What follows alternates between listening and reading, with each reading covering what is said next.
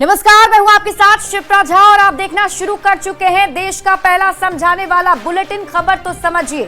इस prime time के bulletin में हम आपको दिन भर की सबसे चर्चित खबरें दिखाते हैं और खबरों को विस्तार से समझाते भी हैं।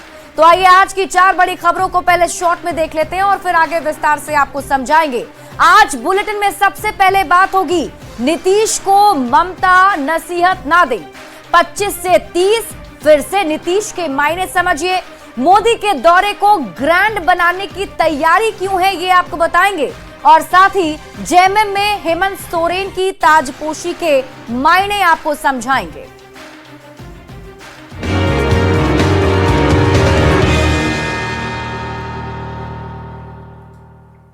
और सबसे पहले बात, पश्चिम बंगाल की मुख्यमंत्री ममता बनर्जी ने राज्य में हो रही हिंसा का दोष बीजेपी के सिर मढ़ दिया और कहा कि नीतीश बाबू और नायडू इस पर चुपचाप बैठे हैं। ममता का बयान आते ही जेडीयू ने सीधे पलटवार किया और कहा कि ममता बनर्जी नीतीश को नसीहत ना दे। आप ये रिपोर्ट देखिए, फिर खबर तो समझिए।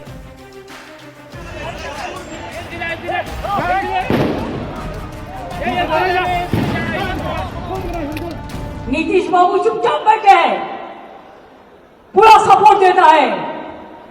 क्या थोड़ा दे देंगे बीजेपी, थोड़ा पावर दे देंगे। इसके लिए पावर के लिए आपको दिल भी दे सकता है, आपको खून भी दे सकता है। वक्फ संशोधन बिल के विरोध में पश्चिम बंगाल का मुर्शिदाबाद जल रहा है। तोड़फोड़, आगजनी और हिंसा ने लोगों का जीना मुहाल कर रखा है। जान बचाने के लिए कई हिंदू परिवारों को बंगाल से पलायन कर झारखंड के साहिबगंज और पाकुड़ में रिश्तेदारों के यहाँ शरण लेनी पड़ी। लोग का ऊपर बहुत हमला हुआ है, हम लोग वहाँ से बहुत कष्ट करके यहाँ पर भाग कर आए हैं। पश्चिम बंगाल में धधक रही हिंसा की आंच से अब बिहार की सियासत भी गरमाने लगी है, क्योंकि पश्चिम बंगाल की मुख्यमंत्री ममता बनर्जी इसके लिए बीजेपी को जिम्मेदार ठहरा रही है। साथ में बिहार के मुख्यमंत्री नीतीश कुमार और आंध्र प्रदेश के मुख्यमंत्री चंद्रबाबू नायडू की चुप्पी पर सवाल उठा रही है। अब देखिए, चंद्रबाबू नायडू चुपचाप बैठे हैं, चुपचाप बैठे हैं। नीतीश बाबू चुपचाप बैठे हैं। नीतीश कुमार पर ममता के बयान पर जेडीयू नेताओं ने तुरंत पलटवार किया और कहा कि नीतीश को ममता बनर्जी नसीहत ना दे, क्योंकि नीतीश के 20 साल के राज में कोई दंगा नहीं हुआ, जबकि पश्चिम बंगाल का हाल पूरा देश देख रहा है। बिहार के मुख्यमंत्री श्री नीतीश कुमार जी को कम से कम ममता बनर्जी जी से तो नसीहत लेने की जरूरत है। ममता बनर्जी के आरोपों पर बीजेपी नेताओं ने भी पलटवार किया है। बंगाल में जो आज खून खराबा हो रहा है बड़े पैमाने पर, वहां के माननीय मुख्यमंत्री के संरक्षण में हो रहा है। मुर्शिदाबाद अभी भी तनाव के हालात बने हुए हैं। जिंदगी मानो पटरी से उतर गई हो। आम लोगों की चहलकदमी से ज्यादा मुर्शिदाबाद की सड़कों पर सुरक्षा बलों की संख्या दिख रही है। दूसरी ओर राजनीतिक दलों के नेता एक दूसरे पर आरोप प्रत्यारोप में लगे हैं। पटना से संवाददाता अमित कुमार, हाजीपुर से प्रफुल्ल और दिल्ली से अमितेश सिंह के साथ ब्यूरो रिपोर्ट, न्यूज़ 18। और आइए अब खबर को समझ लेते हैं। जेडीयू नेता क्यों कह रहे हैं कि नीतीश कुमार को ममता बनर्जी से नसीहत देने की जरूरत नहीं है। इसको समझने के लिए सबसे पहले आपको पश्चिम बंगाल के हालात को समझना होगा। देखिए, वक्फ कानून के खिलाफ पश्चिम बंगाल में प्रदर्शन शुरू हुआ और ये प्रदर्शन अब हिंसा में तब्दील हो चुका है। पहले बड़े पैमाने पर मुर्शिदाबाद में हिंसा हुई और उसके बाद ये हिंसा बढ़ते बढ़ते दक्षिण 24 परगना तक चली गई और उसे भी अपनी चपेट में ले लिया। 10 से 12 अप्रैल के बीच मुर्शिदाबाद में हिंसा हुई। पगलाई भीड़ ने पिता पुत्र की पहले हत्या की और हालात इतने ज्यादा भयावह हो गए कि वहां पर मौजूद हिंदुओं को पलायन करने को मजबूर होना पड़ गया। मुर्शिदाबाद में हिंसा के बाद हिंदुओं ने पलायन करना शुरू किया और वहां से पलायन कर वो झारखंड के साहिबगंज और पाकुड़ पहुंचे। अपने रिश्तेदारों के यहां उन्होंने शरण ली। अब बंगाल हिंसा के बाद ममता बनर्जी वक्फ बिल को लेकर बीजेपी पर निशाना साध रही हैं। हिंसा के लिए ममता बनर्जी बीजेपी पर आरोप लगा रही हैं और साथ ही साथ बिहार के मुख्यमंत्री नीतीश कुमार और आंध्र प्रदेश के सीएम चंद्रबाबू नायडू पर भी तंज कस रही हैं, ये कहते हुए कि नीतीश और नायडू चुप क्यों हैं। आरोप पर जेडीयू की तरफ से भी करारा जवाब ममता बनर्जी को दिया गया और कहा गया कि नीतीश कुमार को नसीहत ममता बनर्जी तो ना दें, क्योंकि बिहार में पिछले 20 साल से नीतीश कुमार की सरकार है और 20 साल में दंगे नहीं हुए, जबकि पश्चिम बंगाल में ममता का शासन फेल है और पूरा देश इसे देख रहा है। जेडीयू ने ये जवाब ममता बनर्जी को दिए हैं। अब हम आपको आंकड़ों के जरिए ममता बनर्जी और नीतीश कुमार के शासन के अंतर को समझाते हैं। देखिए, नीतीश सरकार के 20 साल के शासन में कोई भी बड़ा दंगा नहीं हुआ है, जबकि मीडिया रिपोर्ट्स के अनुसार 2021 में पश्चिम बंगाल में सांप्रदायिक हिंसा के 30 मामले हुए हैं। 2022 में तो ये आंकड़े और ज्यादा बढ़ गए। 2022 में बंगाल में सांप्रदायिक हिंसा के 35 मामले सामने आए।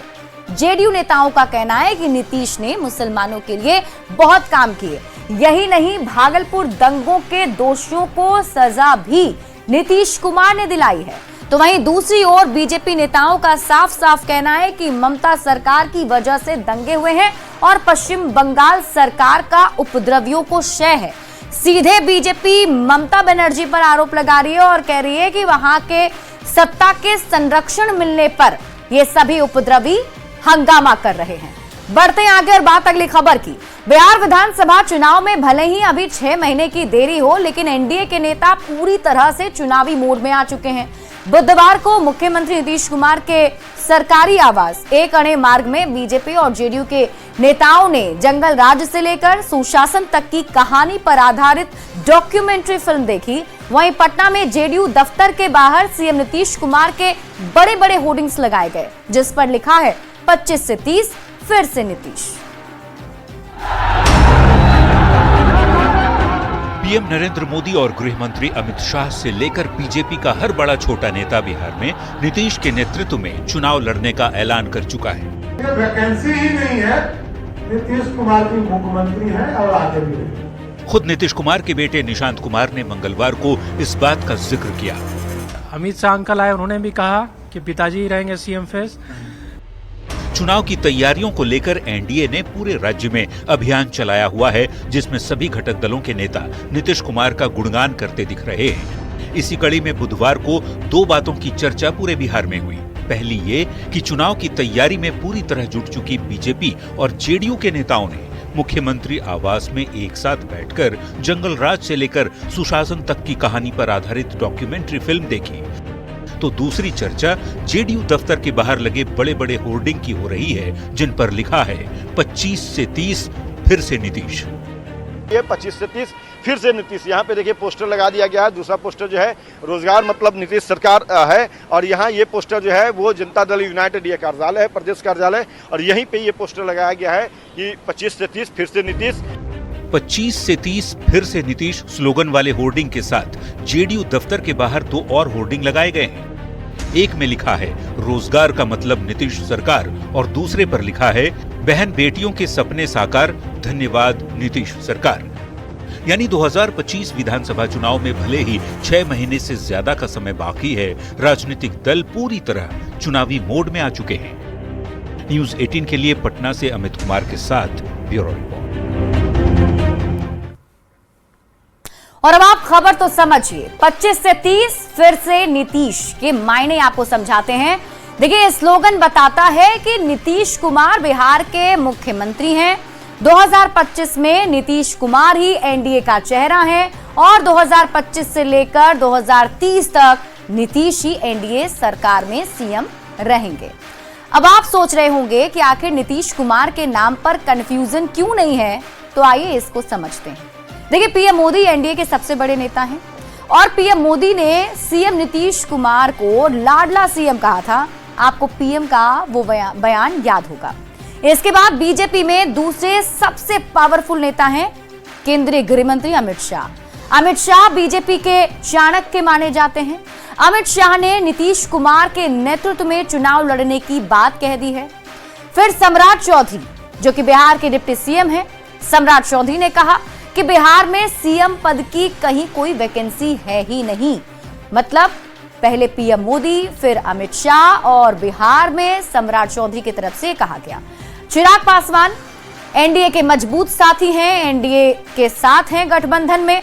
चिराग ने कहा कि बिहार में सीएम पद की कोई वैकेंसी नहीं है। इसके बाद बात कर लीजिए अलग जो अन्य सहयोगी दल है, उपेंद्र कुशवाहा, वो भी एनडीए के साथी हैं। नीतीश कुमार के पक्ष में उपेंद्र कुशवाहा की तरफ से भी कई बार बयान दिया जा चुका है। मांझी भी बता चुके हैं कि नीतीश कुमार के नाम पर कोई कंफ्यूजन नहीं है, यानी कि एनडीए के जो घटक दल हैं, जो सहयोगी दल हैं, उनकी तरफ से भी साफ कर दिया गया है कि नीतीश कुमार के नाम पर कहीं कोई कंफ्यूजन नहीं है। तो 25 से 30 फिर से नीतीश वाले पोस्टर से ये साफ मैसेज है कि नीतीश कुमार का नाम तय है, यानी कि नीतीश कुमार के नेतृत्व में ही चुनाव लड़ा जाएगा और 2025 से लेकर 2030 तक नीतीश कुमार ही आने वाले दिनों में बिहार के मुख्यमंत्री होंगे। एनडीए की तरफ से ये साफ कर दिया गया है, इसको लेकर कहीं कोई कंफ्यूजन नहीं है। और आपको बता दें कि एक एक करके इन बातों को, इन बयानों को देकर ये साफ करने की कोशिश की जाती रही है। बढ़ते आगे और बात अगली खबर की करेंगे। 24 अप्रैल को प्रधानमंत्री मोदी बिहार दौरे पर आ रहे हैं। चुनावी साल में पीएम मोदी का यह दूसरा बिहार दौरा होगा। पंचायती राज दिवस के मौके पर पीएम बिहार को कई योजनाओं की सौगात देंगे और उनके स्वागत की तैयारी को भव्य बनाने में एनडीए के सभी घटक दलों के नेता जुट गए हैं।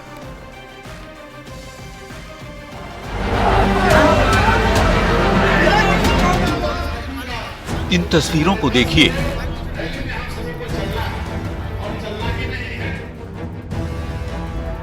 केंद्रीय मंत्री ललन सिंह, केंद्रीय गृह राज्य मंत्री नित्यानंद राय, जेडीयू के कार्यकारी अध्यक्ष संजय झा, डिप्टी सीएम विजय सिन्हा और मंत्री नीरज कुमार बबलू। ये सब नेता जिला जिला जा रहे हैं और 24 अप्रैल को मधुबनी में होने वाले पीएम मोदी के कार्यक्रम का न्योता दे रहे हैं। आपको गांव-गांव में जाके हाथ जोड़ के लोगों को निमंत्रण देना पड़ेगा कि मोदी जी का निमंत्रण है, मधुबनी आने का निमंत्रण है। पीएम मोदी की जनसभा में करीब 5 लाख लोगों के जुटने का अनुमान है और इसकी तैयारी में बीजेपी के साथ ही जेडीयू, एलजेपी, आरवी, हम, आरएलएम के नेता लगे हुए हैं। बिहार विधानसभा चुनाव से पहले हो रहे पीएम के इस कार्यक्रम को ऐतिहासिक बनाने की पूरी तैयारी है। लेकिन हम सब आपको निमंत्रण देने आए हैं कि माननीय प्रधानमंत्री जी का आगमन मिथिला की धरती पे हो रहा है और मिथिला में भी मधुबनी में हो रहा है। 24 अप्रैल को पीएम मोदी इस साल दूसरी बार बिहार दौरे पर आ रहे हैं। मधुबनी से पीएम मोदी मिथिलांचल और कोसी के 14 जिलों को साधने की तैयारी में भी है। हालांकि ये वो जिले हैं जहां एनडीए पहले से काफी मजबूत है। 2020 के विधानसभा चुनाव में इस इलाके में एनडीए को बढ़त मिली थी। 2025 में 2020 से भी बड़ी जीत के लिए पीएम मोदी के कार्यक्रम को ग्रैंड बनाने की तैयारी है। पंचायती राज दिवस के मौके पर पीएम बिहार को कई योजनाओं की सौगात देंगे। Bureau report, news 18। और आइए अब पीएम मोदी के दौरे की ग्रैंड तैयारी के मायने आपको समझाते। देखिए 24 अप्रैल को मधुबनी में पीएम मोदी का कार्यक्रम होने जा रहा है और एनडीए के सभी घटक दलों ने पूरी ताकत झोंक दी है। बड़े बड़े नेता जो हैं वो अलग अलग जिलों में जा रहे हैं, लोगों को न्योता दे रहे हैं, उन्हें बुला रहे हैं। और इसी साल विधानसभा का चुनाव है। विधानसभा के चुनाव में भी 6 महीने से कम का अब समय रह चुका है। एनडीए का जो टारगेट है वो 225 प्लस सीट का टारगेट इस बार सेट किया गया है। और साथ ही साथ सीमांचल और कोसी में एनडीए की पकड़ अच्छी रही है पहले से भी। 2020 में भी इन इलाकों में एनडीए का प्रदर्शन काफी अच्छा रहा है। तो बड़ी जीत अगर तय करनी है तो यहां एक बार फिर से बेहतर प्रदर्शन करना जरूरी होगा। तो मिथिलांचल और कोसी को साधने के लिए पीएम मोदी आ रहे हैं और एनडीए के गढ़ को मजबूत करने की कोशिश करेंगे। 14 जिलों में एनडीए का विशेष फोकस रहेगा। देखिए पीएम मोदी एनडीए के सबसे बड़े प्रचारक हैं और पीएम मोदी की सभा से चुनाव अभियान का एक मोमेंटम सेट होगा। एनडीए के जो सभी दल हैं उनको भी इसका फायदा मिलेगा। सीमांचल में अगर विधानसभा सीट की बात की जाए तो सीमांचल के इलाके में 24 विधानसभा की सीटें हैं, जिसमें एआईएमआईएम को 5 सीटों पर जीत मिली थी, लेकिन उनमें से 4 जो विधायक हैं वो अब आरजेडी में शामिल हो गए हैं। यानी महागठबंधन की बात कीजिए तो 8 जो सीट है वो महागठबंधन के पास है और एनडीए के पास 11 सीटें हैं। कोसी में विधानसभा सीट की अगर बात करें तो कोसी इलाके में 13 विधानसभा की सीटें हैं, जिनमें से एनडीए के पास 10 सीट है और महागठबंधन के पास फिलहाल 3 सीट है। मिथिलांचल की बात कर लीजिए। मिथिलांचल में 4 जिलों की 40 विधानसभा की सीट, जिसमें दरभंगा, मधुबनी, समस्तीपुर और सीतामढ़ी ये जिले हैं। और यहां पर जो 40 विधानसभा की सीट है उसमें से एनडीए के पास 30 है और महागठबंधन के पास 10 सीटें हैं। तो पहले से ही चुनाव में अच्छा प्रदर्शन बीजेपी का और एनडीए का इन इलाकों में रहा है। यही वजह है कि उस पर वापस वही प्रदर्शन दोहराने की तैयारी है। बढ़ते हैं आगे और बात अगली खबर की। झारखंड में हेमंत सोरेन एक बार फिर मजबूत होकर उभरे हैं। चुनाव जीतने के बाद सरकार पर तो उनकी पकड़ मजबूत थी ही, अब जेएमएम की कमान भी पूरी तरह से उन्होंने अपने हाथ में लेने के बाद एक संगठनकर्ता के तौर पर भी अपनी पहचान मजबूत की है। विपक्ष के लगातार वंशवाद के आरोपों के बावजूद हेमंत की हिम्मत को फिलहाल चुनौती देने वाला कोई नजर नहीं आ रहा। ये रिपोर्ट देखिए। से परेशानी है क्या भाजपा को? जो वंश का वारिस है वही नेता है। कि परिवारवादी पार्टी साल 2024 विधानसभा चुनाव के बाद 2025 में जेएमएम का 13वां अधिवेशन झारखंड के सियासी इतिहास में एक बड़ी तारीख के रूप में याद किया जाएगा। कम से कम हेमंत सोरेन के लिहाज से जरूर ही पहले विधानसभा चुनाव में महागठबंधन की प्रचंड जीत और अब जेएमएम के अधिवेशन में पार्टी का केंद्रीय अध्यक्ष हेमंत सोरेन और भी मजबूत बनकर उभरे हैं। सरकार के साथ साथ संगठन में उनकी पकड़ और पैठ पहले से कहीं ज्यादा मजबूत हुई है। दोनों मोर्चे पर फिलहाल उन्हें चुनौती देने वाला कोई नजर नहीं आ रहा।